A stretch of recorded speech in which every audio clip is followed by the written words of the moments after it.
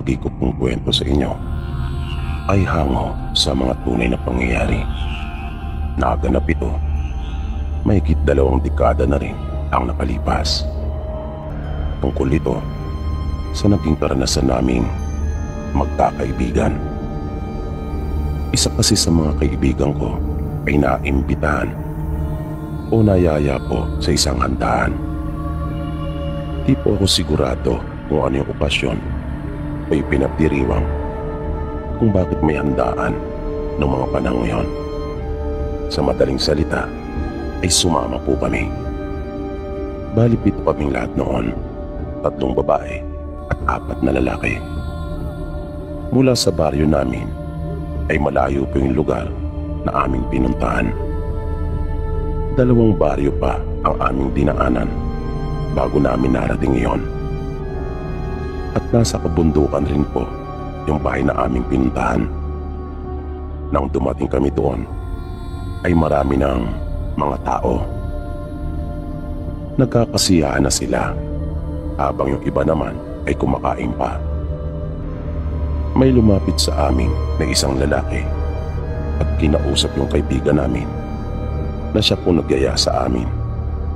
At maya-maya pa ay ipinakilala na rin niya kami doon sa lalaki. Maayos naman at normal lang ang lahat. Wala naman akong napansin na kakaiba, kung kaya kampante kami. Sinamahan kami ng lalaki sa may mahabang mesa na yari sa kawayan na natatabunan ng mga dahon ng saging. Naroon yung iba't ibang putahe at mga pagkain. Di nagtagal ay may lumapit sa aming isang babae at binigyan kaming lahat ng tag-iisang plato at kutsara. At dahil sa layo ng aming nilakad ay talaga namang gutom na kami. Kaya nagsimula na kagad kaming kumain. Bali 2 mahabang mesa ang naroon. Sa kinakainan namin ay kami lang magkakaibigan ang kumakain, habang yung iba naman ay nasa kabila.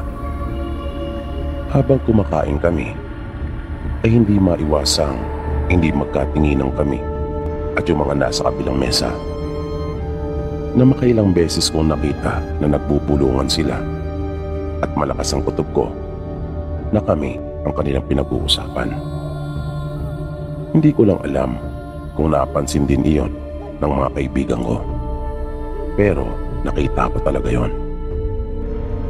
Ngunit dahil tayo lang kami doon, kung kaya hindi ko na lang pinansin.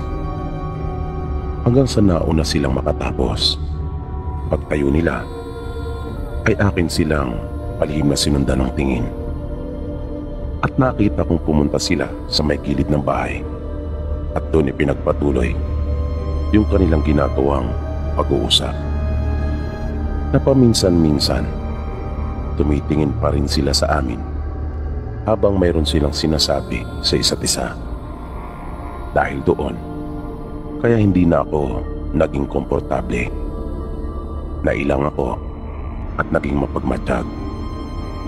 Naisip ko kasi na baka kinukursunada na nila kami, lalo na yung 3 naming kaibigan na mga babae, dahil may itsura talaga ang mga ito. Kaya simula noon ay nakiramdam na talaga ako. Nang malapit na kaming matapos ay lumapit uli sa amin yung lalaki at sinabihan kami na magpunta sa may isang mesa pagkatapos namin kumain. Tumango naman kami at sumang-ayon sa kanyang sinabi. Kaya nang makatapos na rin kami ay nagpunta nga kaming lahat dun sa mesa na itinuro sa amin ng lalaki. Nang nakaupo na kami sa palibot ng mesa ay dumating yung lalaki na may dala ng pitsil at mga baso. Maya-maya ay isinunod na rin nito yung isang 4 kanto at isang sachet ng juice. Sinabihan niya kami na kami na raw ang bahala at iniwan na niya kami.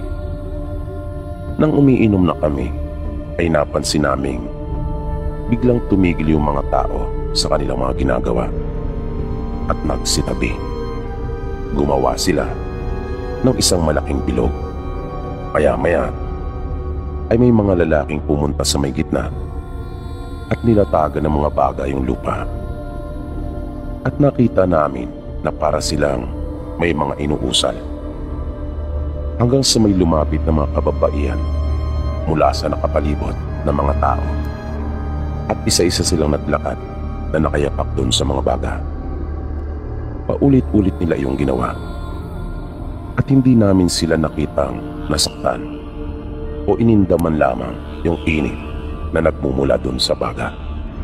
Pagkatapos noon, ay mga lalaki naman ang lumakad sa ibabaw ng baga. Maya-maya, kinuha nila at inalis yung mga baga. Pero 2 sako naman ang ipinalit nila doon. At pinagtulungan nilang durugin yung mga bote na nasa loob noon. Nang mabasag at madurog na nila yung mga bubog, ay ibinuhos na nila yon sa lupa. Isa-isa silang lumakad doon, mapababae man o lalaki. Mayroon ding mga bata. Ang iba pa nga sa kanila ay nagawa pang humiga doon sa mga bubog. At dinaganan sila ng mga mabibigat na bagay. Yung iba naman habang nakahiga sa mga nasabing bubog ay tinatapakan ng kanilang mga kasama upang madiin pa ang kanilang mga katawan doon sa bubog. At hindi man lang sila nasugatan. Namula lang yung kanilang mga talampakan at likod. Nagulat talaga kami dahil hindi namin inaasahan na makakita ng ganon ng pagkakataon na yon. Maya-maya pa ay may mga lalaki nagpunta sa gitna at pare-pareho silang may hawak ng mga itak. Hiniwa nila ang kanilang mga binti at braso pero hindi rin sila nasugatan. Matapos iyon ay may mga lalaki pang nagpabaril pero hindi rin tinaplan. Naaliw kami sa aming mga nasaksihan at talagang namangha. Pero yung paghanga naming iyon ay biglang napalitan ng takot. Dahil nung nag-aagaw na yung liwanag at dilim, ay muli silang natipon.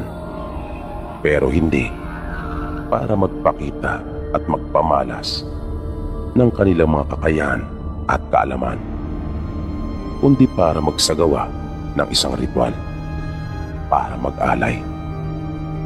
Hindi kami sigurado kung dugo at karne ng hayop yung kanilang itinataas at ipinagpapasalamat.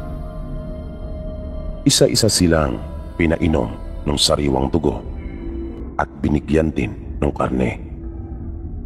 Kinain nila iyon ng hilaw. Kaya sa puntong iyon ay nangilabot talaga kami ng mga kaibigan ko. Kung kaya, nagpasya na kami at nagkayayaan ng umuwi. Pero pinigilan kami ng lalaki at iba pa niyang mga kasama na naroon. Sinabi nilang hindi pa tapos ang selebrasyon. Kung kaya, hindi pa raw kami maaaring umuwi. Kailangan daw naming igalang yung kanilang tradisyon. Pero natakot talaga kami dahil parang balat at laman ng tao yung kanilang kinain ng hilaw. At dahil nga sa takot, ay wala na kaming nagawa pa kundi ang sumunod sa gusto nilang mangyari. Pero nagkasundo kami ng mga kaibigan ko na walang hihiwalay. Nag-usap kami na aming pagbibigyan ng gusto nila. Basta wag lang nila kaming sasaktan. Dahil kapag may ginawa silang hindi maganda sa amin, ay lalaban na talaga kami. Bahala na, sabi pa namin. Kaya nga, mga nakahanda na rin yung aming mga balisong. Uso kasi sa probinsya namin noon ang pagdadala ng balisong bilang proteksyon. Dahil na rin po sa mga nangyayaring kababalagan doon sa amin. Meron kasi talaga mga pangyayari ng pandudumog ng mga aswang sa probinsya namin noong mga panahon ngayon. Kaya halos lahat ay laging may dalang kargada. Makaranang ilan pang oras ay natapos din yung kanilang isinasagawang ritual. Gabi na noong mga sandaling iyon. Lumapit sa amin yung lalaki kasama ang 3 pang lalaki. Sinabihan niya kami na maaari na kaming umuwi. Pero kasabay din noon yung kanyang pangungumbinsi sa amin na sumapi sa kanilang samahan. Para wala nang maging problema ay sinabi na lang namin na amin iyong pag-iisipan. Pagkatapos noon ay nagpaalam na kami at nagpasalamat. Inihatid nila kami palabas ng kanilang nayon. Binigyan lang nila kami ng 2 bote ng gin na may lamang petrolyo para may karagdagang kaming ilaw. Pagkat 2 flashlight lang ang dala namin noon. Maghahating gabi na nang marating namin ang aming baryo. Kinabukasan din noon ay nagpatingin kami sa tuwing kumanggagamot para makasiguro sa awa ng Diyos ay malinis naman umano yung mga pinakain sa amin, na marahil ay may bukod talagang pagkain silang inihanda para sa kanilang mga bisita na hindi kaani sa kanilang samahan. Dahil isa palang pagdiriwang ng kulto yung aming napuntahan at nagpaparami sila ng bilang.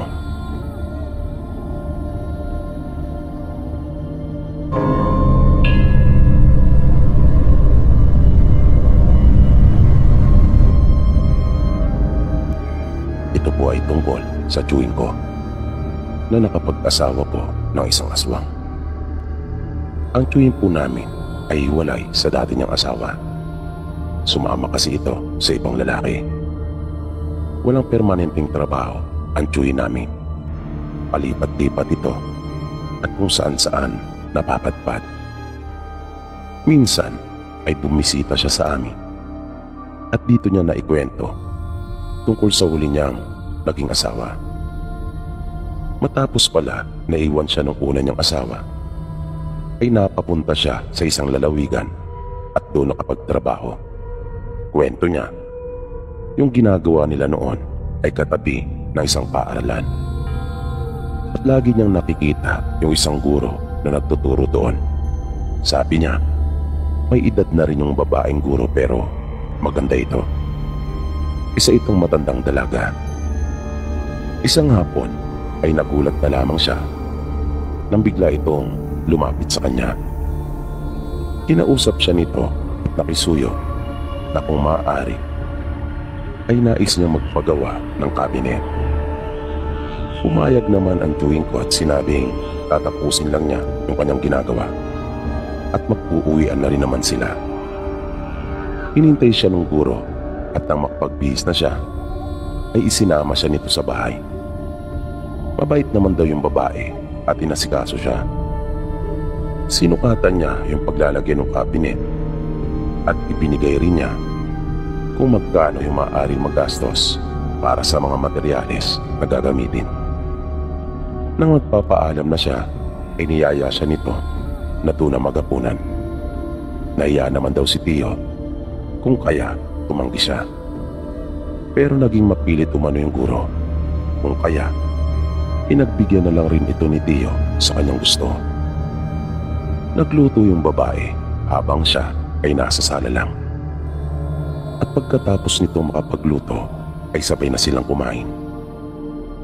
Nang makapagpahinga na siyang sandali ay muli na siya nagpaalam sa guro. Pero sinabihan siya nito na bukas na umuwi. Kung kaya nagulat si Tio at niyaya siya nito na mahiga na sa silid doon sa may kama. Pumasok sila sa kwarto at nung gabi ding iyon ay may nangyari na sa kanila. Inamin sa kanya ng babae na gustong gusto nito si Tio. Maganda kasi ang pangangatawan nito at maginoo talaga kapag nakipag-usap. Nang sumunod na araw, pagkatapos pumasok ni Tio sa kanyang pinagtatrabahuan, ay dinala na niya ang lahat ng gamit sa bahay ng guro at nagsama na sila. Pero ng mga ilang araw nang naroon siya sa bahay, ay unti-unting may napapansin siya na kakaiba. Una, nagigising siya na wala na ito sa kanyang tabi. At kapag kanya itong hinahanap, ay hindi niya ito matagpuan sa loob ng bahay. Kaya nagtataka siya kung saan ito nagpupunta. Pero hindi niya muna kinausap yung guro tungkol doon. Nakiramdam pa si Tio. Isang gabi, habang natutulog sila, ay naramdaman niyang tumayo ito mula sa kanilang higaan. Kaya hindi siya nagpalata at nagtulog-tulugan lang. Nang lumabas na ito ng kanilang kwarto, ay pasimple niya itong sinundan. Hanggang sa nakita niya itong lumabas ng kanilang bahay at may hawak-hawak na bote. Nagpunta ito dun sa likod bahay, sa may kakahuyan. At nakita niyang bigla itong nagubad. Nawala talagang itinirang sa plot at pinahiram nito ng langis ang buo niyang katawan. At umalingasaw ang masansang na amoy. Maya-maya pa ay nagulat na lang si Tio nang hindi na niya nakita ang kanyang kinakasama. Naglaho ito na parang bula at isang malaking baboy ang nakita niyang naroon na mabilis namang kumaripas ng takbo.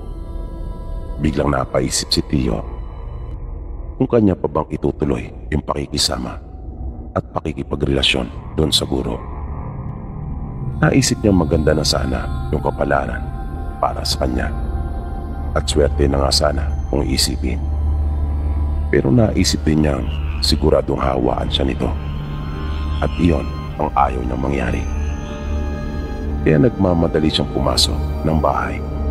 Iniligpit niya ang kanyang mga gamit at agad na ring umalis. Dumaan siya sa kanilang trabaho at nagpaalam. Nakiusap din siya na kung maaari ay kukunin na niya ang kanyang sweldo. Nagdahilan na lang siya at hindi sinabi kung ano ang totoo. Dahil ayaw din naman niyang mapahamak yung guro. Ayaw niyang siya ang maging dahilan kung sakaling mahuli ito. At sa amin nga siya dumiretso pagkatapos noon.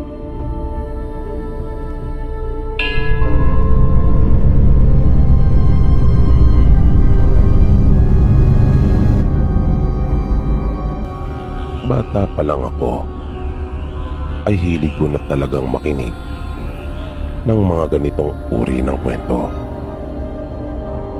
Laki po ako sa probinsya at kasalukuyang naninirahan pa rin dito. Kaya marami po talaga akong naranasang mga kababalagan, pati na rin tungkol sa mga aswang. At iyan po ang nais kong ibahagi sa inyo. Bata pa po ako nang una akong makaranas ng hindi pangkaraniwan o sinasabi nilang kababalagan. Nakatira kami noon sa bundok. Naroon kasi ang lupa nila tatay. Nasa may kabundukan. Aaminin kong mahirap ang buhay namin noon. At di ko naranasan yung mga ginagawa ng isang karaniwang bata. Sa mura kong edad, sub-sub na ako sa trabaho. 7 kaming magkakapatid at pangatlo ako. Yung panganay naman namin ay maagang nag-asawa. Kung kaya kami ng ate ko ang inaasahan ng aming mga magulang na tutulong sa kanila para sa aming pamilya. May isa kaming kalabaw noon na ginagamit namin sa pag-aararo at kinakargahan rin ng mga dala naming mabibigat. Ito na rin ang pinakasasakyan namin at ako ang natasang mag-alaga. Minsan, habang papauwi ako ng bahay sakay ng aming kalabaw, ay may isang lalaki akong nakasalubong sa daan. Galing ako noon kanila lolo. Humiram kasi ako ng kalahating kaban na bigas at iba pa naming mga kailangan sa bahay tulad ng petrolyo. Hindi pamilyar sa akin yung mukha ng lalaki. Kaya nasiguro ko kaagad na hindi ito taga roon sa lugar namin. Nag-aagaw na ang liwanag at dilim ng mga oras na iyon.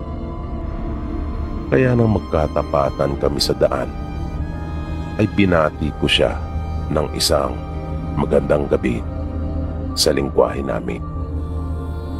Hindi ito umimik, kung kaya iba kaagad ang naging pakiramdam ko. Hindi siya sumagot at dumiretso lang ng paglakad na nakatungo. Pero nung binati ko siya, ay sandali siyang tumingin sa akin at hindi maganda yung ipinukol niyang tingin sa akin. Nang dumiretso na nga siya, ay nagpatuloy lang rin ako. Makaraan ang may 10 minuto, ay biglang huminto yung kalabaw na sinasakyan ko. Kung kaya, nagtaka ako. Ilang beses ko pang sinubukan itong palakarin pero ayaw talaga. At sa halip na umabante, ay dahan-dahan pang umaatras. At hindi nagtagal, ay may narinig na akong huni ng aswang. Kaya hinugot ko na yung itak ko mula sa lalagyan nito. Malakas ang hinala ko na maaaring yung nakasalubong ko ang aswang at hinaharangan niya yung daraanan ko. Pero ang ipinagtataka ko pa ay wala akong makita. Kahit mapaggabi na kasi ng mga sandaling iyon, ay hindi pa naman gaano kadilim. Kaya naalala ko yung sabi ng tatay namin na yung mga aswang ay mayroon ding mga agimat. Kaya nagtataglay din sila ng mga kakayahan.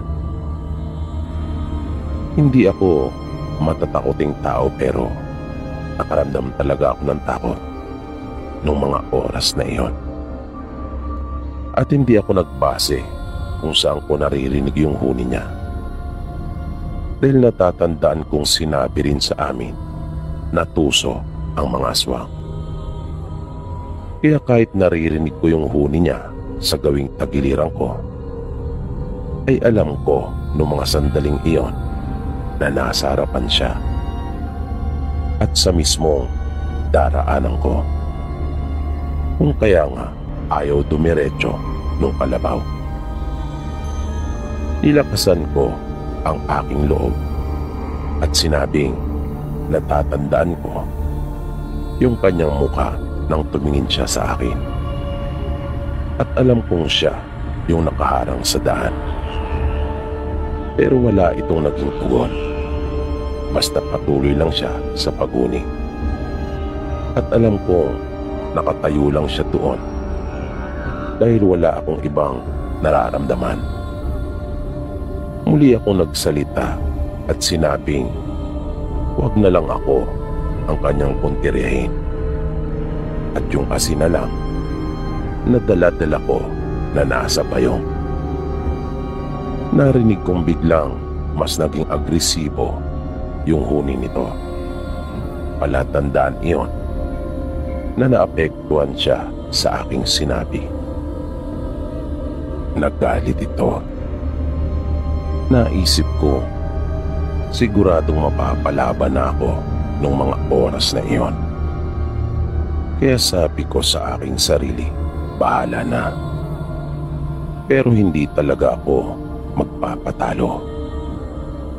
Tumakot ako ng asin at isinaboy ko sa unahan.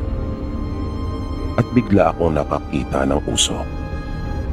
At kasabay noon ay yung nakakakilabot na boses. Nasaktan yung aswang. Maya-maya pa ay naggalawan na at nagkanda bali-bali yung mga sanga ng mga halaman na nasa gilid ng daan. Kaya doon ko naman sunod na isinabo yung asin. Hanggang sa hindi ko na narinig yung kanyang nakakakilabot na tinig. Iyon yung unang beses na nakainkwentro ako ng aswang. At dahil sa pangyayaring iyon, kung kaya mas lalong lumakas ang loob ko. Nadagdagan ako ng tiwala sa aking sarili at mas naging matapang. Pero hindi ko akalaing mas matindi rin pala yung sunod kong mararanasan. Bali dumalo kami noon ng kasiyahan sa ikakasal naming pinsan sa kinabukasan. Ganun po kasi doon sa amin. May kasiyahan pa munang magaganap sa bisperas ng kasal. At kabilang sa kasiyahan, ang sayawan. Kaya masayang masaya ang mga kabinataan at kadalagahan. Kasamang iba ko pang mga pinsan ay nagsayawan at nag-inuman kami. Kanya-kanyang pwesto lang, malapit dun sa bahay ng ikakasal. At dahil babae ang sa amin, kaya yung partidos ng lalaki ang siyang dadayo sa amin at doon maghahanda. Nang makita kami ng tatay ng pinsan naming ikakasal, ay lumapit ito sa amin at kami ay kanyang kinamusta. Tinanong niya kami kung ayos lang ba raw at kung masaya raw ba. Sinabi naman naming aayos lang kami at sinang-ayunan din namin yung sinabi niya, pagkat masayang masaya talaga kami noong mga sandaling iyon. Naupo pa siya sa tabi namin at nakihalubilong sandali. Sinabihan niya ako na kapag gusto namin ng pulutan ay pumunta lang doon sa dabog upang humingi at sabihin kung siya ang nagpapakuha. At para patunayan ay kanya na akong inutusan. Pinapunta niya ako doon at pinakuha ng pulutan. Ang dapog nga po pala na sinasabi ay yung pinaglulutuan ng mga ihanda. Kadalasan kasi gumagawa talaga ng isang maliit na kubo na siyang magsisilbing dapog. Noon kasi maliliit lang ang mga kusina sa bahay doon sa aming probinsya. Kung kaya, kailangan talagang gumawa ng hiwalay. Pagdating ko doon sa dapog, ay nagtaka ko kung bakit nakasara iyon at tahimik ang mga taong nasa loob na nagluluto. Mga kamag-anak iyon nung mapapangasawa ng pinsan namin. Hiniling kasi nila sa magulang ng pinsan namin na sila na rin ang bahalang mamahala sa pagluluto ng kanilang mga ihanda, dahil gusto nilang makasiguro na walang makakasalisi na mga manlalason. Usong-uso din kasi sa amin noon ang kilkik na tinatawag, at ang lugar ng pinsan naming ikakasal ay kilala sa pagkakaroon ng maraming kilkigan o manlalason. Pero ang nakakapagtaka nga ay kung bakit naman saradong-sarado iyon, na para sa akin ay hindi normal. Dahil marami na rin akong kasalang nadaluhan, pero hindi naman ganon. Tumawag ako at kumatok. Matagal bago pa nila ako pinabuksan, at hindi pa binuksang mabuti ang pinto. Bahagya lang ang pagkakaangat noon, at mula doon ay sumilip ang isang lalaki. Tinanong niya ako kung ano raw ang pakay ko. Sinabi kong nagpapakuha ng pulutan yung tatay ng ikakasal na tiyuhin ko. Sinabihan niya akong maghintay sandali at isinara na niyang muli ang pinto. Dahil sa nawirtuhan ako at nagtaka talaga, ay naisipan kong magpunta sa gilid ng dapog. Nang makakita ako ng butas, ay sumilip ako doon at nagulat talaga ako. Dahil may nakita akong 2 paa ng tao na nasa kawayang mesa. At nang igala ko pa ang aking paningin, ay nakita ko ang isang tao na hubot-hubad at wala na yung ulo. Nakalabas na rin ang mga laman loob noon. Kinilabutan talaga ako dahil sa aking nakita. At may nakita rin ako na isang lalaking may mahaba, ngunit nakabuwag-hag ang buhok. At nakakatakot talaga ang kanyang mukha. Malinaw na kagad sa akin na lahi pala ng aswang ang mapapangasawa ng pinsan namin. At may maitim silang balak. Nais nila kami hawaan na lahat. Kaya hindi ko na hinintay pa yung ibibigay na pulutan sa akin. Umalis na kagad ako at bumalik sa aming umpukan. Naisip ko kasi kailangan niyong malaman ang tiyuhin namin. Pero pagbalik ko doon ay wala na ito. Nagpaalam ako sandali sa mga pinsan na kainuman ko at tinanap ko ang tatay ng pinsan naming kakasal. Halos malibot ko na yung buong paligid ng bahay nila ay hindi ko siya nakita. Tinanong ko rin ang asawa niya kung nasaan ito, pero hindi niya rin alam. Gusto ko na rin sanang sabihin sa asawa ng tiyuhin namin yung tungkol sa nakita ko. Kaya lang, parang hindi ako komportable sa kanya. Bumalik na muna ako sa umpukan namin. Pagdating ko doon, ay nakita kong halos masaid na yung pulutan. At nang ibaling ko ang tingin sa mga pinsang ko, ay nakita kong sarap na sarap sila. Na yung isang pinsan ko pa nga ay tinitilaan pa at sinisipsip yung kanyang daliri. Nagtanong ako tungkol doon. Sinabi nilang isang lalaki na kasama doon sa dapog ang naghatid noon at tinahanap ang araw ako. Bakit raw umalis kaagad ako at hindi na inintay yung hiniling ko na pulutan? Nakonsensya akong bigla dahil nakalimutan kong bilinan sila at bigyan ng babala. Tinanong nila ako kung ano ang problema. Napatingin lang ako sa kanila at hindi kaagad nakasagot. Nahalata pala nila sa aking muka ang lubos na pag-aalala. Biglang nawala yung tama ng alak. Kinabahan ako sa maaaring maging resulta nung ginawa nilang iyon.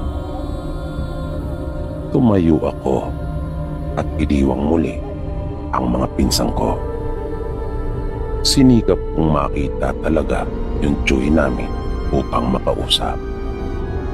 Hanggang sa makita ko itong papasok na ng kanilang bahay at may kaakbay na isang kumpare.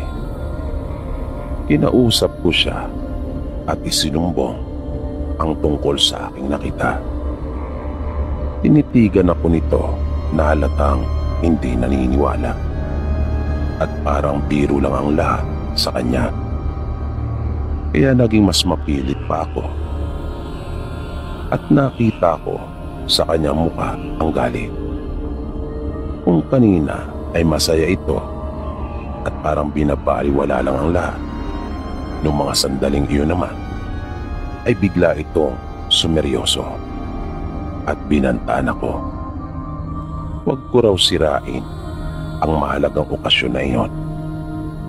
At para matahimik na raw ako, ay kanya akong pagbibigyan. Pinuntahan namin yung dapog. Nang marinig ang boses niya, ay agad nila iyong binuksan. At nagtaka talaga ako. Dahil wala na doon yung bangkay. Sa halip, mga karni ng baboy ang naroon. At maayos na rin. At nagpalit-anyo na yung isa nilang kasama. At parang tinutuya pa ako ng tsuy namin nang kanyang itanong sa akin kung masaya na raw ba ako. Hindi ko na siya sinagot pa. Tumalikod na ako at binalikan yung mga pinsang ko. Niyaya ko na silang umuwi pero ayaw pa nila. Nagtaka sila sa akin kung bakit raw nagyayaya na akong umuwi. Sinabi ko naman sa kanilang akin nilang ipapaliwanag habang kami ay nasa daan. Ngunit ayaw pa talaga nilang umuwi. Ayaw nilang iwan yung kasiyahan. At nangihinayang silang palampasin niyon. Tumayo ako at sinabi kong ako ay mauuna na. Hindi naman nila ako pinigilan at sinabing ako raw ang bahala. Pero isa sa mga pinsan namin ang tumayo na rin at sumunod sa akin. Nang nakalayo na kami mula doon sa bahay, ay nagsimula na siyang magtanong. Kaya sinabi ko na kaagad sa kanya ang dahilan kung bakit gusto ko nang umuwi. At nagulat ako sa kanyang naging reaksyon. Naniwala siya sa mga sinasabi ko. Dagdag pa niya, kahit siya man, ay may napansing kakaiba doon sa lalaki nagdala ng pulutan. Kung kaya, kahit raw mukhang masarap iyon, ay hindi talaga siya kumain o kahit tumikim man lang. Kinaumagahan, pareho kaming hindi na bumalik pa sa handaan.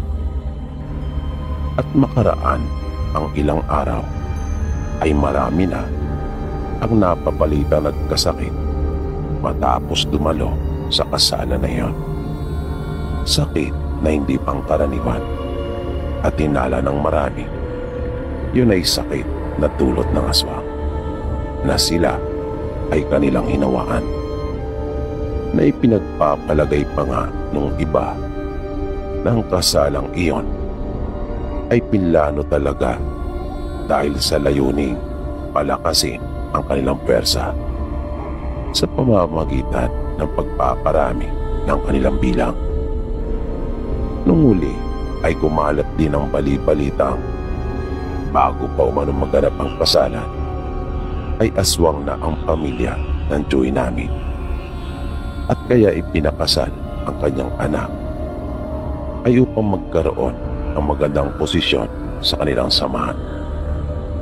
Dahil ang napangasawa ng pinsan namin ay yung anak mismo ng kanilang pinuno. At matapos nga ang pasalang iyon ay marami ang mga namatay dahil sa hindi kinaya ng kanilang mga katawan yung pangahawang ginawa sa kanila. At marami na rin ang napapabalitang aswang doon sa lugar namin.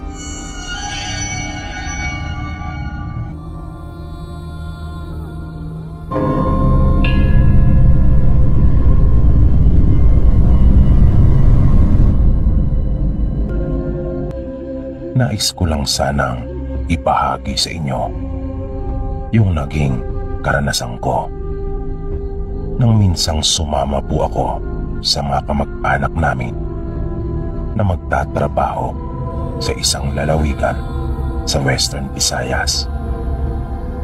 Bali iyon po yung unang pagkakataon na makakapunta ako sa lugar na iyon.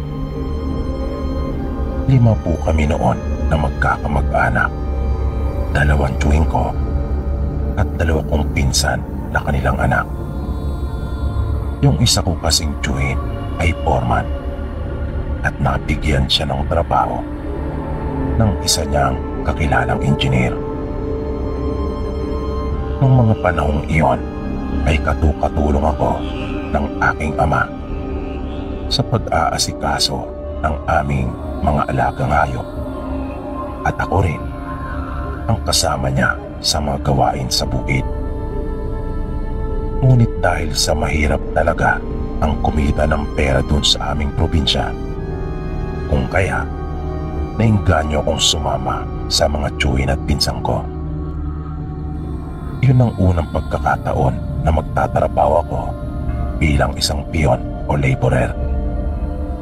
Pero alam ko namang kayang-kaya ko ang trabaho ngayon dahil sanay naman ako sa mga mabibigat na gawain. Kaya nga ang katawan ko noon ay talagang bato-bato, sabi nga nila, dahil batak sa mga mabibigat na trabaho. Nang dumating kami doon ay wala pa talagang nauumpisahan. Masukal pa yung lugar at malayo iyon sa mga kabayan. Isa yung liblib na lugar dahil ang gagawin pala namin doon ay poultry at piggery farm. At aabutin ng taon ang nasabing proyekto dahil napakarami palang mga pasilidad ang nakapaloob sa mga malalaking farm. Nakabaliktaran sa iniisip ko noon na basta kulungan lang ay tapos na. May mga bodega para sa mga pagkain ng hayop. Mayroon ding pinaka-storage para sa mga gamot at mga opisina para sa iba't ibang departamento. Unang araw namin doon ay wala kaming ginawa. Pagkat sinabihan ng tiyuhin ko ng kanyang amo na magpahinga na lang daw muna kami pagkat sigurado pagod daw kami sa biyahe. Nang sumunod na araw ay doon na kami nagsimula. Pero ang unang pinagawa sa amin ay yung magiging barracks namin. Sa tent lang kasi kami natulog nung unang gabi. Pinalinisan din sa amin yung buong paligid. At sanay na sanay ako sa ganong gawain dahil iyon yung trabaho ko dun sa bukid. At matapos iyon ay nagumpisa na ang mga pag-uukay para sa pundasyon matapos nila makapag-layout. Nung mga unang araw namin doon ay naging maayos naman ang lahat. Bagaman mas mahirap ng bahagya ang trabaho doon, ay kinaya ko naman at ganado ako dahil sa mas mainam naman ang magiging kita ko doon kumpara sa pagtatrabaho ko sa amin. Minsan, ng mga bandang hapon na, ay may pumunta doon na 3 kalalakihan. Noong una ay nagtanong sila kung mayroon pa ba raw bakante pagkat gusto sana nilang pumasok. Hanggang sa natapos na kami sa trabaho ay nanatili lang sila doon sa amin at nakikipagkwentuhan. Kalaunan ay nagyaya na ang mga ito ng inuman at nais daw nilang makipagkaibigan sa amin. At dahil dayo lang kami sa lugar, kung kaya kailangan naming makisama. Isa pa, mababait naman ang mga itong makipag-usap. Kung kaya wala naman kaming nakitang mali o masama. Umuwi pa nga ang isa sa kanila at nang bumalik ay may dala na itong 2 pirasong manok at sinabing amin daw katayin nang sa ganon ay mayroong pulutan. Kaya humanga kami sa kanila. Dahil sagot na nga nila ang inumin, ay sagot pa nila maging ang pulutan.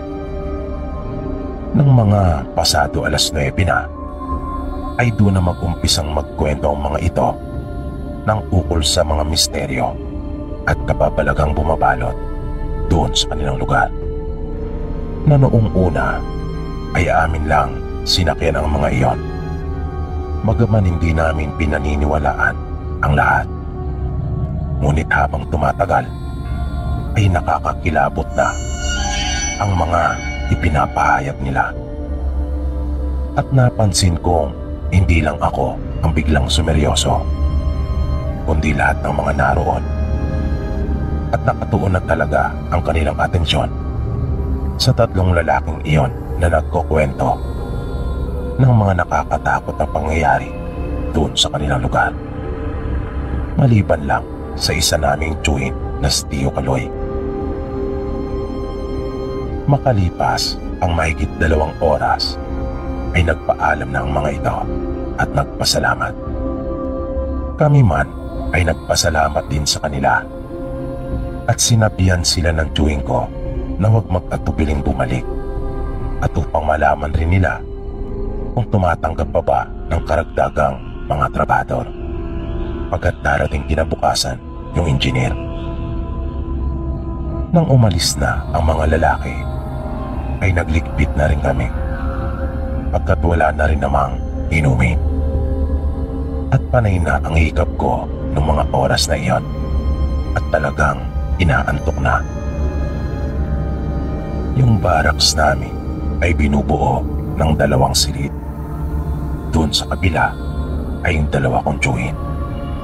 Habang dito naman sa isa ay kaming magpipinsan. Mabilis kaming nakatulog noon. Dala na rin marahil ng pagod at alak na aming nainom. Makalipas ang ilang oras ay nakaramdam na ako ng ginaw.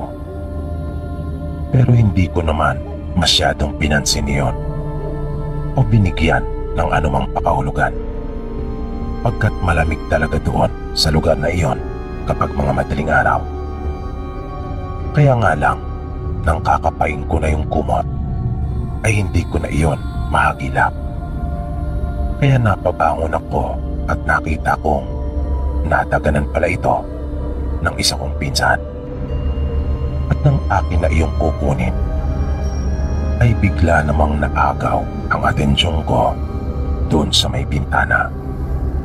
At kitang-kita ko talaga ang isang napakalaking paniki na nakakapit doon at natakpan na niya talaga ang buong bintana.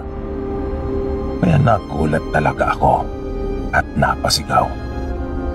Bigla naman iyong umalis doon at nalaman kong mali pala ako sa aking naging palagay na iyon ay isa lamang malaking paniki pagkat nagawa noong makapaglakad ng ilang hakbang bago pa tuluyang lumipad.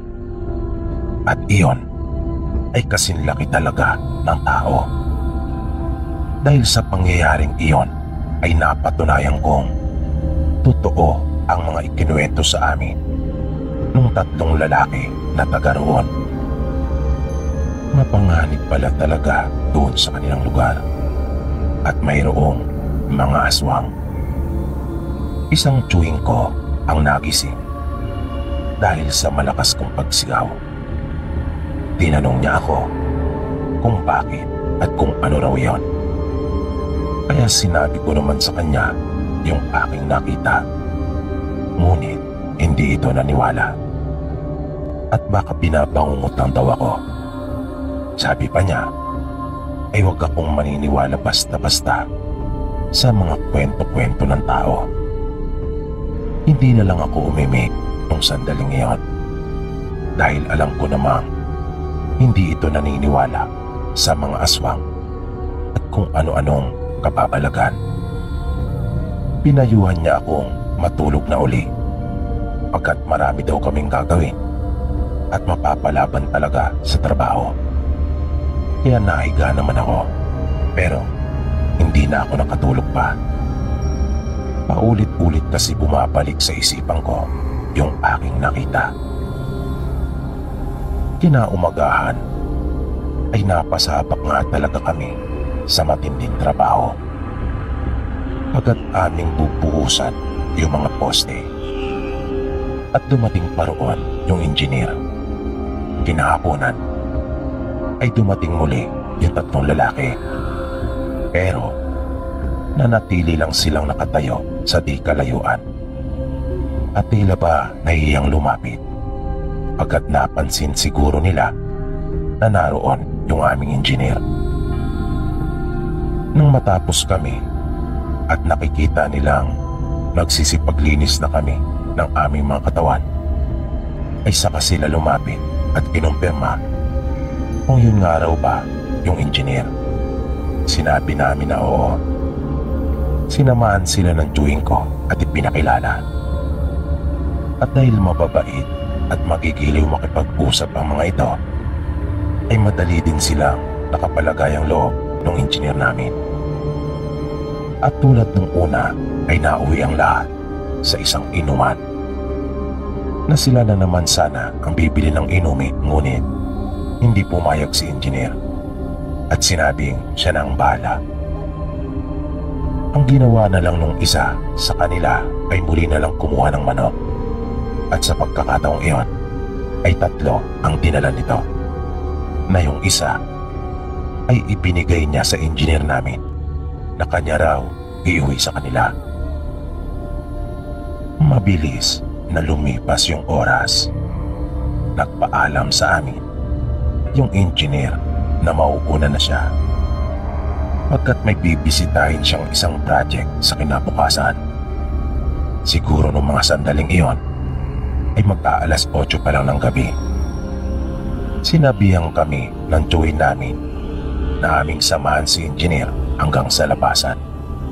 Ayoko sana, dahil may sasakyan naman itong owner, pero naunawaan ko naman kung bakit pinapasamahan pa sa amin ni Tio Kaloy si engineer bilang pagpapakita ng magandang loob, dahil sa husay din naman itong makisama sa kanyang mga tao. Kaya sumakay kami nung isa kong pinsan sa owner ni engineer at amin nga siyang sinamahan. Makitid ang daan palabas na hindi maaaring magkasalubong ang dalawang sasakyan. At ang totoo, tanging siya lang ang nakapagpapasok ng sasakyan doon. Malubak ang daan at mabato pagkat hindi yon sementado. May dala kaming flashlight noon dahil madilim at wala talagang kailaw-ilaw sa aming daraanan. Lalo na at maglalakad lang kami ng pinsang ko pabalik. Nang marating namin ang pinaka-highway, ay niyaya pa kami ng aming engineer na sumama na lamang sa kanya dahil naawa ito sa amin. Pagkat maglalakad kami pabalik sa napakadilim na daang iyon.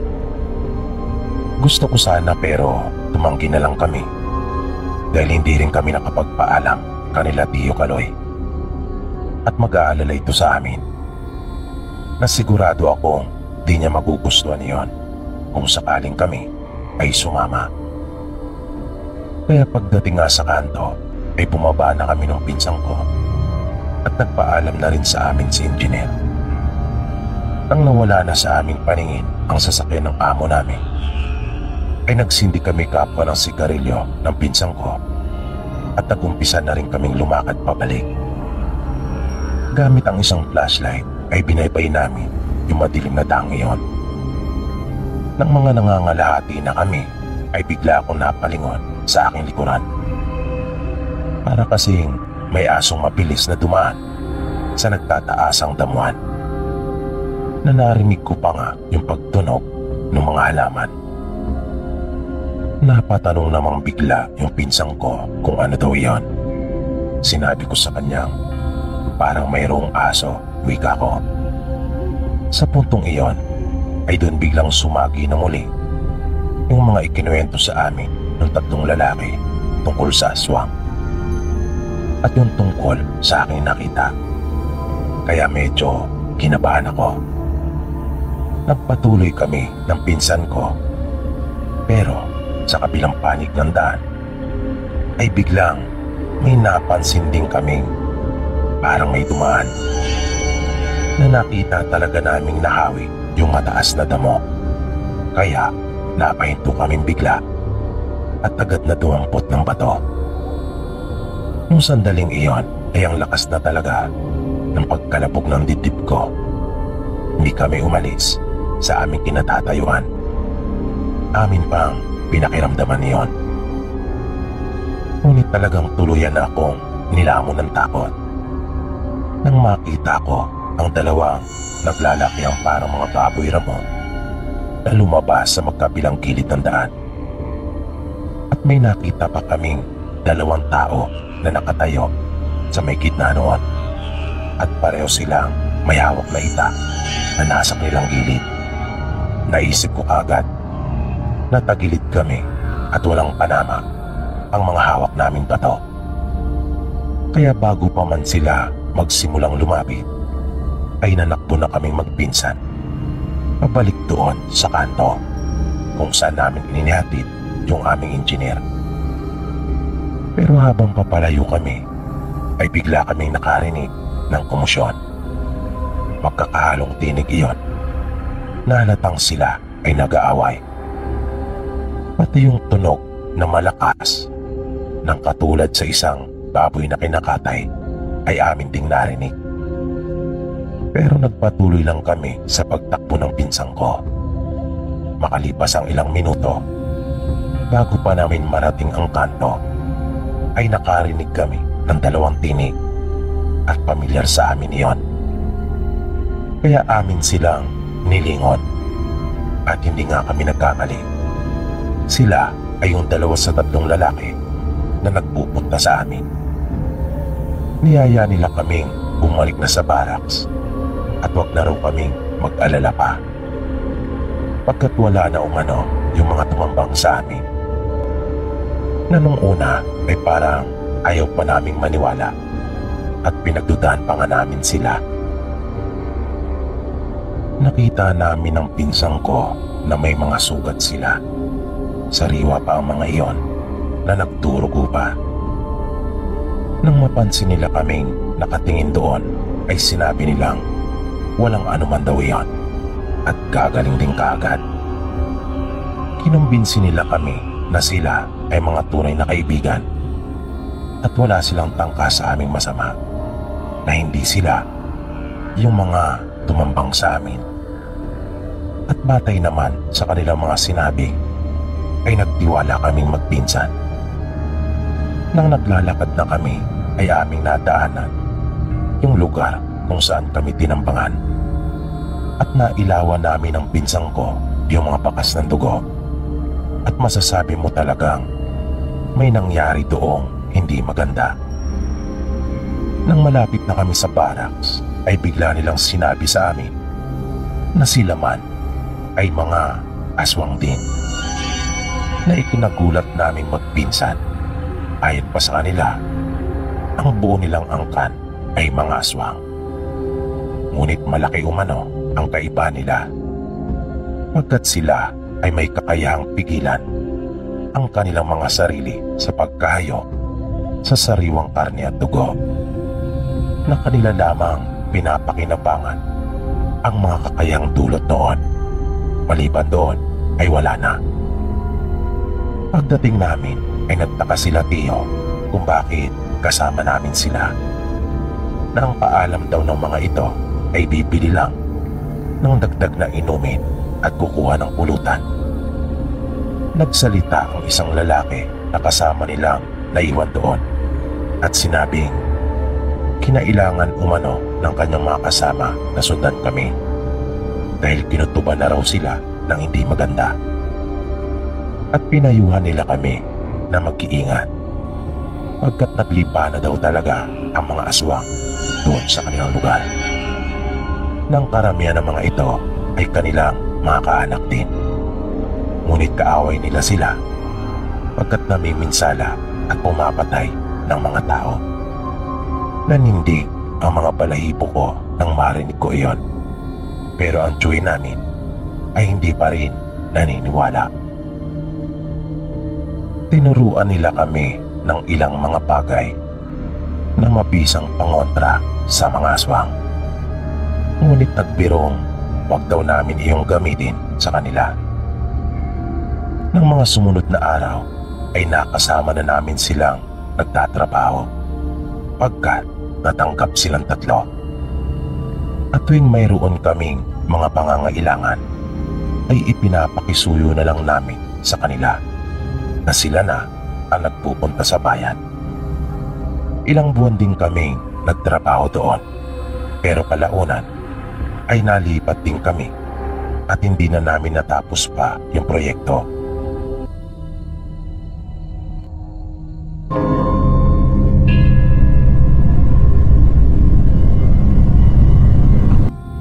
Ang unang karanasan ko ay nangyari noong bata pa po ako. Nagbakasyon kami noon sa probinsya ng nanay ko. Nagkayaan po kaming magpinsan na manira doon. Nakakahawak lang po ako noon kapag nasa probinsya kami. Kaya masayang masaya po ako kapag ginagawa namin yon. Kaya lang, dahil nga mga bata, kung kaya kung ano-ano ang tinitira namin, hindi lang mga ibon. Kung saan-saan kami nakarating nung pinsan ko, hindi namin namalayan na malayo na pala kami mula sa bahay nila lola. Napansin na lang namin na ang dami ng mga puno sa paligid at medyo dumilim dahil sa mga mayayabong na tao noon. Pero nagpatuloy pa rin kami sa paglalakad hanggang sa may nakita kaming maliit na bahay na mayroon iyong malaking puno ng mangga sa tabi. Natuwa kaming magpinsan dahil hitik na hitik iyon sa bunga. Nakiramdam kaming dalawa. Napakatahimik ng lugar. At nang mapansin namin parang walang taong naroon sa bahay, ay naghanap na kami ng panungkit. Pero wala kaming nakita. Kaya umandar na naman yung kapilyuhan namin. Tumukot ako sa aking bulsa ng bato at binalaan yung aking tirador. Magkasabay naming tinira yung mga bunga ng mangga. Nagkawasak-wasak na ang ilan sa mga iyon pero wala pa rin kaming napabagsak. Hindi naman kami tumigil dahil gustong-gusto namin pareho yung aming ginagawa.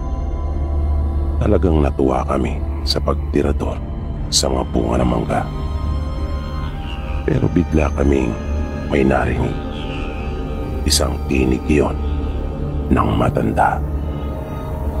At paglingon namin ay nakita namin itong may hawak na patpat at galit na galit. Nang makita namin itong papunta na sa aming direksyon, ay napatras na ako. Pero yung pinsan ko ay nanatili lang doon at kanya pang inasar yung matanda. Sutil kasi talaga yung pinsan kong si Mikoy. Wala nga itong ibang palaro dahil lahat ay kaaway niya. Di ko nga alam kung bakit nakasundo ko ito. Siguro dahil iba kasi siya pagdating sa akin. At yun na nga, dahil sa ginawa niya, ay nakita kong lalong nagalit yung matanda. At napansin kong biglang nagbaga ang mga mata nito. At yung mahaba niyang puting buhok ay biglang gumalaw. Nagtayuan ang mga iyon. At napatakbo na talaga ako nang makita kong binitawan na nito yung kanyang hawak na patpat at tungkod at bumukang kanyang bibig ng pagkalaki-laki na hindi kayang gawin ng isang karaniwang tao. Nakadipa pa yung kanyang mga kamay na para bang naninigas yung kanyang mga braso. Nang mapalingon ako ay nakita kong nakasunod na rin sa akin si Mikoy. At kitang-kita ko ang takot sa kanyang mukha. Napansin ko rin na maluha-luha na ang kanyang mga mata na para bang biglang nawala ang tapang ng pinsan ko. Nagmamadali kaming umalis sa lugar na iyon. At mula noon ay hindi na talaga ako lumalayo sa bahay nila lola sa tuwing maglalaro ako. Ang sunod kong naging karanasan ay noong binata na ako. Napagpasyahan namin noon ng mga kaibigan ko na mag-hiking sa lugar nila.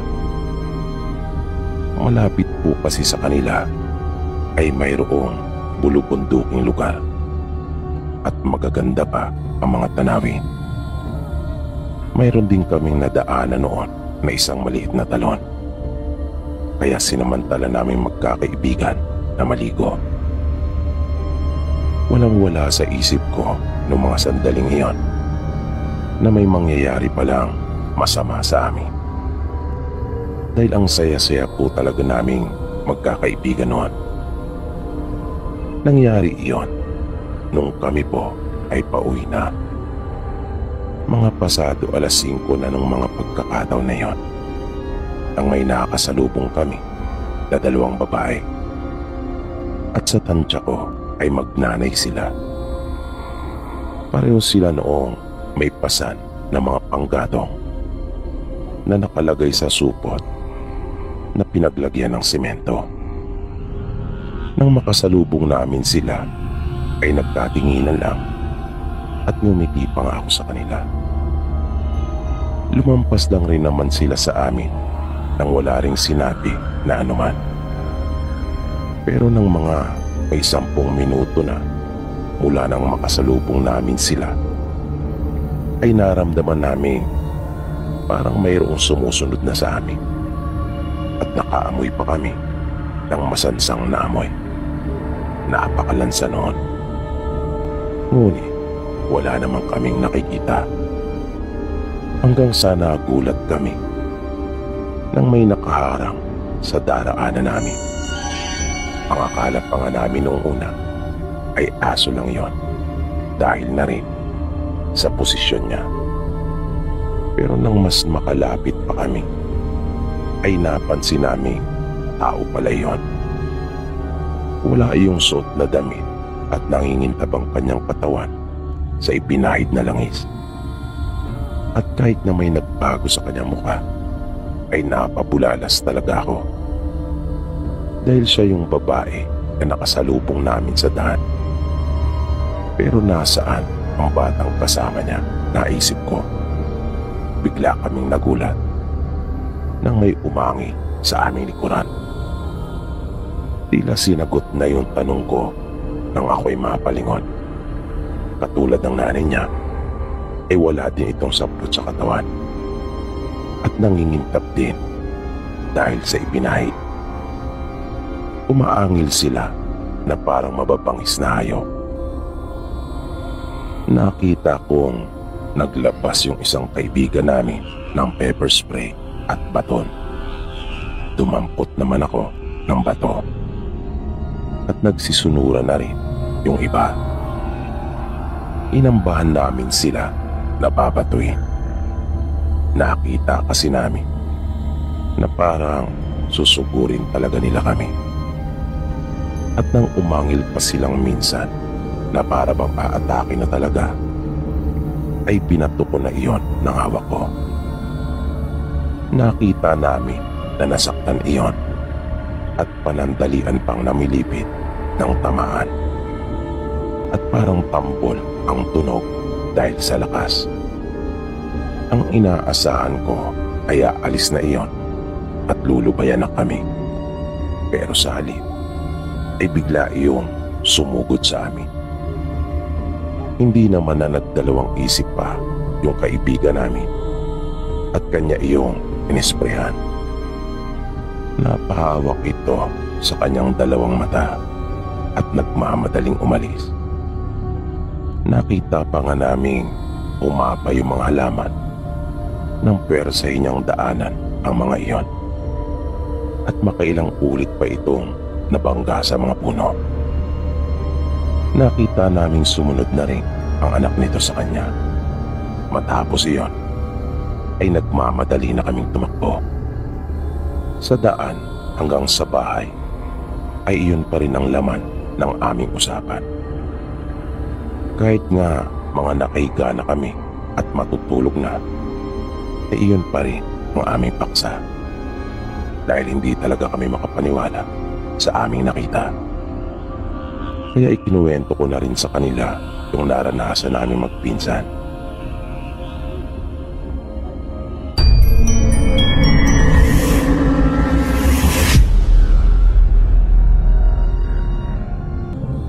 Naranasan ko po ito noong mga 13 anyos pa lang ako. Umuwi po kami noon sa probinsya nila mama dahil namatay po yung tatay niya. Bali iyon yung unang pagkakataon na makikilala ko yung mga kamag-anak namin sa site niya. Dahil sa tinagal-tagal ng panahon ay noon lang talaga kami nakapunta sa kanila. Ewan ko ba, bakit parang wala sa loob ni mama ang tungkol sa kanyang mga kamag-anak. Ni minsan ay hindi rin ito nagkwento sa amin tungkol sa kanyang mga magulang o kahit sa mga kapatid. Kahit isang beses ay hindi ko siya narinig na nagkwento tungkol sa kanila. Baka nga kung hindi pa namatay ang tatay niya ay hindi pa talaga kami nakapagbakasyon sa kanila. Pangatlong gabi ng lamay nang dumating kami doon at nakaburol si lolo sa kanilang bahay. Nakilala ko yung mga pinsang ko at mga kapatid ni mama at iba pa naming mga kamag-anak. Mababait naman sila pero karamihan sa kanila ay tahimik. Yung tipong kung hindi mo kakausapin ay hindi ka rin talaga nila kikibuin. Na parang nawirduan ako. Pero inisip ko na lang na marahil ay mga mahiyain lang talaga sila dahil mga probinsyano at probinsyana. At isa pa, noon lang nila kami nakita kaya siguro ganon naisip ko. Kaya lang may isa pa akong napansin. Parang walang ibang taong naroon. Parang kami-kami lang na magkakamag-anak. At napakatahimik talaga sa loob ng bahay. Kinabukasan ay inilibing na rin kaagad si lolo. Dahil si mama na lang pala ang inihintay nila. At medyo kinilabutan talaga ako nang malaman ko kung saan ililibing si lolo. Doon lang sa likod ng bahay nila na ilang metro lang ang layo. Doon din raw kasi nakalibing ang mga ninuno nila. At nakita ko ang marami na ang nakalibing doon, mga kamag-anak nila. Nakakatakot yung paligid. At may isang bagay pa akong ipinagtaka. Mula nang umalis kami sa bahay hanggang sa mailibing na si lolo ay wala man lang ni isang umiyak. Malungkot sila pero tahimik lang silang lahat. Kahit si mama ay hindi ko nakitang may pumatak man lang na isang luha.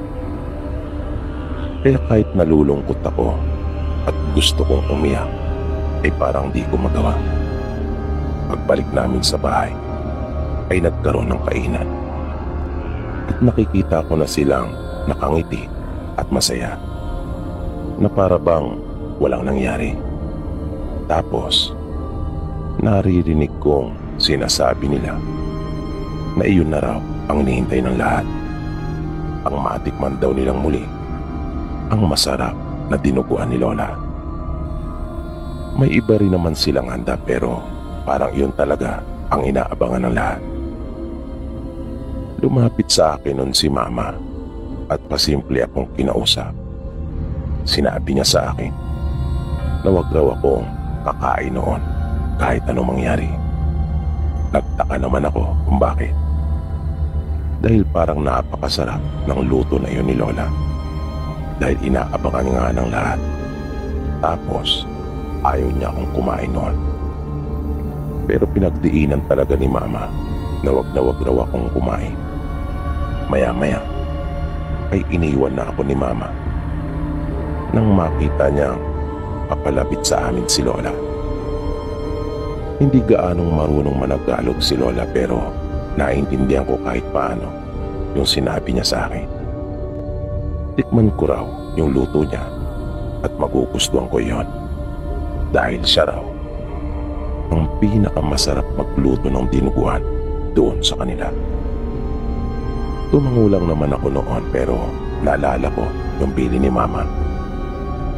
Nang magsimula ng kumain ay nakita kong pumasok si Lola at Mama sa isang silid. Maya-maya ay nagulat ako nang makita kong papalapit na rin sa akin si Lola at may dalang isang mangkok na dinuguan. Kinuha niya ang pinggan na hawak ko at sinabing yun daw muna ang aking tikman.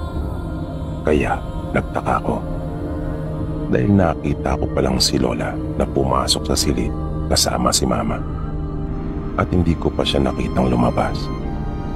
Pero harap ko na siya at pinapakain ako ng luto niya.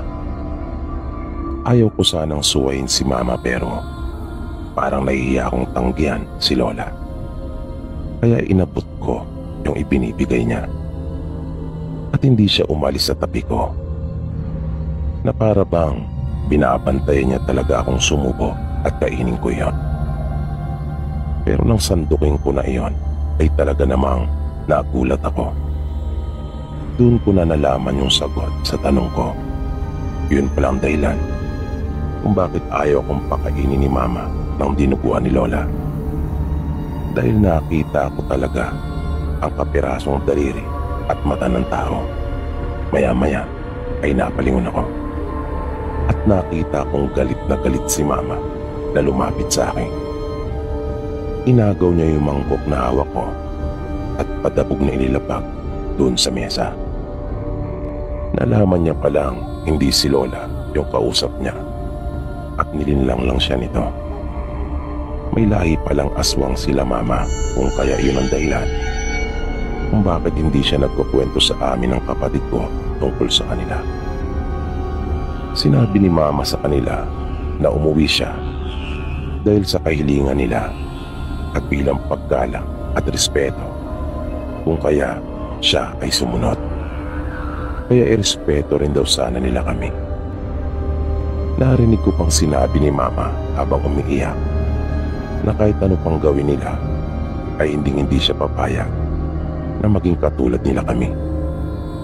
Nang oras ding yon ay iniligpit ni Mama yung mga gamit namin at umalis na kami.